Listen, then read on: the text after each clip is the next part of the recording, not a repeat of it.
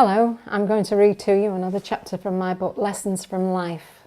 We're still dealing with the Sermon on the Mount. It's taken a long time, but we're up to the part in chapter 7 of Matthew, verse 6, where Jesus says, "Don't give holy things to dogs." A dog refers to a homosexual in Deuteronomy 23. In 2 Peter 2, the dog returns to his own vomit. Peter is talking of false prophets, seducers in the church. Have we given holy things to dogs? Have we mixed unholy with holy? Ananias and Sapphira gave money to God. They said all their money was dedicated to God when it wasn't. They called holy what was not holy, and that was enough for God to strike them dead. And the account for that is Acts chapter 5, verses 1 to 11. A musician may play in the worship group at church and also work in clubs in the world. If he voluntarily chooses to dedicate his talent to God, it should be exclusively for God. We mustn't kid ourselves about dedication. Jesus said, "Go into the world and preach," not bring all the world into the church and preach.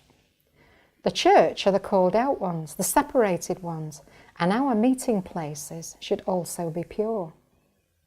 In Acts 13 verse 2, the Holy Spirit said, "Separate me, Barnabas and Paul and Saul, for the work whereunto I have called them." They now had to keep themselves holy, that is, exclusively dedicated for that work. Similarly, the apostles, seeing the many physical needs, said in Acts chapter 6 verse 4, "We will give ourselves continually to prayer and to the ministry of the word." Our bodies are holy. They belong exclusively to God. 1 Corinthians 6 verse 20 says, "You are not your own. You are bought with a price. Therefore, glorify God in your body." A very long time ago, when I was working at an advertising agency, I was shocked to hear one of the director's secretaries say that she was really sorry for swearing in front of me. Now, this particular woman had the foulest mouth I have yet to come across. When she saw me gape at her apology, she quickly said, "Well, you're holy, aren't you?" And she was deadly serious. She wasn't teasing or mocking me in any way. And that was her picture of me. She saw me as a holy person, even though it wasn't how I saw myself. When we give our lives to Jesus, we separate ourselves from the world, or we should do, and Jesus in us walks a different way to the way we walked before. We're different in our conversation, our attitudes and behaviour. We've separated ourselves for God's use. I loved working at the advertising agency, as I mixed with so many eccentric and wacky people. It was an education just being amongst them, and it really excited me. And God wonderfully used me in this place of employment to witness to these wild people. Many of the staff, at their own request, came to church with me on various occasions. And as an outcome of this, I set up and ran a prayer and a Bible study group in the firm during my lunch hour break. It was quite a blow when God told me to leave this firm, as he wanted me to live by faith and work full-time for him. For one thing, the wages were not the same. There was a massive drop in my income, to say the least. I was used to earning and spending my own money in whatever way pleased me. But now, God sent people to provide for all my needs, and his view, I really didn't warrant much, just food, clothes and somewhere to live. This was quite a radical change compared to how I'd lived before. Well, after a few years, I yearned to buy nice Christmas presents and the little extras I viewed in the shop windows that looked so appealing. So I took on a part-time job as a cashier in a local supermarket which had just opened. It was only 4 hours a day for 3 days a week, but I loved it. I got on well with the staff and was earning my own money again. I remember I commenced working in this store in the October of 1982 and was put on the cash tills In those days, I had to offload the goods from the counter and stack the trolleys for the customers. But because it was around Christmas time, it proved to be very strenuous work, as I was handling lots of heavy items with one hand, such as turkeys, tins of biscuits, jars of sweets and chocolates, whilst tapping in the prices on the till with the other hand. Before long, I'd strained the muscles in my left shoulder, and I ended up with what the doctors called a frozen shoulder. I was in agony and was completely unable to lift my arm. I couldn't even comb or wash my hair without unbelievable pain. It was impossible for me to continue working in my condition. And the doctor, who prescribed heat treatment, which I suppose was to defrost me, told me to lay off all work, including housework, for at least 6 weeks. Because I was a part-timer and I'd only been at the store for 3 months, I was informed that they couldn't leave my job open for me and requested me to leave. I was really demoralised at their decision, but I knew instinctively that this was a result of my going against God's wishes when He'd already told me to live by faith. I hadn't seen it as rebellion at the time, but that's how God saw it. For some years around this period, I'd been accepting jingle sessions, which required me, together with another 3 or 5 other entertainers, to sing jingles for radio and television commercials. The money was extremely good for these sessions, and the work itself was very inspiring and challenging, as I always was asked to sing the difficult, intricate inside harmonies.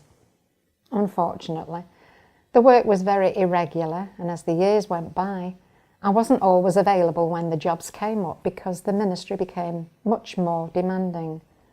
Maurice and I were often out of the country for months at a time on preaching and singing engagements, so I wasn't a reliable member of the vocal group as far as the jingle company was concerned. And the more I got involved with singing for God, the harder I found it to be convincing about commercial products. Not that I realised it at the time. I really thought I was putting every effort into my work. But one day, the director of the studio heard a track from one of my albums and he said, "Why doesn't she sing the jingles like that?" There's no answer to that, is there? Unless you're a believer. It just wasn't the same. I clung on to my job as a session singer as long as I possibly could, as I really enjoyed doing them so much. But God allowed other people who were more available than myself to fill the spots and gain favour with the company when I wasn't around. And then, sadly, the jobs finally stopped coming my way altogether. But then, not everything that we enjoy doing is good for us, is it? God knows what will glorify Him, and He will open or close doors according to His plan for our lives. I vividly remember one occasion when I was doing a recording session for a famous hairdresser named Pierre Alexander. He was staging fashion shows in major cities, such as London and Paris, which were to be very extravagant affairs, and wanted to do something completely novel. He came up with the idea that he'd like to sing a love song, which could be sung as a duet. He would sing one part, and I was offered the job to sing opposite him. I thought this would be a brilliant opportunity and gladly accepted the assignment. Pierre didn't have a good singing voice, but he did have a very sensual Swiss accent.